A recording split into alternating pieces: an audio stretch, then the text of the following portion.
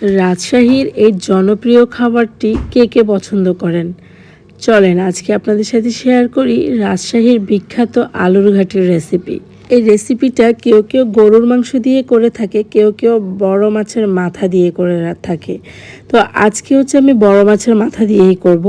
সেজন্য আমি কড়াইতে প্রথমে কিছু পেঁয়াজ একটু বাদামি কালার করে তার মধ্যে দিয়ে দিয়েছি আবার বাটা পেঁয়াজ, আদা রসুন বাটা, একটু জিরা বাটা, ধনিয়া, হলুদের গুঁড়া, মরিচের গুঁড়া, অ্যাজ ওয়েল তরকারিতে আমরা যা দিই সব কিছু দিয়েই শুধু একটু তেজপাতা আর গরম মশলা, মানে মাংসের মশলার মতো সব কিছু কষিয়ে নিতে হবে।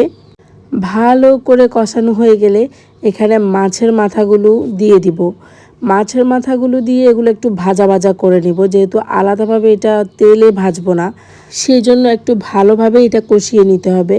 ভালোভাবে কষিয়ে এটাকে একটু ভাজা ভাজা করে কিছুক্ষণের জন্য ঢেকে দিব। এরপর হচ্ছে আমি এখানে কিছু টমেটো মিক্স করে দিলাম। এটা অপশনাল, চাইলেও দিতে পারেন, না দিলেও কোনো সমস্যা নেই।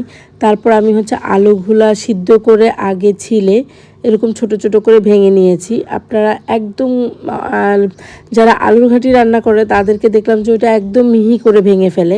আমি আবার একদম মিহি করে ভাঙিনি, একটু একটু চাকা চাকা রেখেছি। তারপর আলুটা দিয়ে একটু ঝোলের পানি দিয়ে কিছুক্ষণ জাল করলেই হয়ে যাবে আমাদের আলুর ঘাটি। আর মাছের মাথাগুলো এরকম একটু ভেঙে টেঙে দিবেন, তাহলে স্বাদটা একটু বেড়ে যাবে। আমি প্রথমবার রাজশাহীর বিখ্যাত আলুর ঘাটি রান্না করেছি। আমার কাছে খেতে খুবই অসাধারণ লেগেছে, আমার হাজব্যান্ডও অনেক পছন্দ করেছে খাবারটা।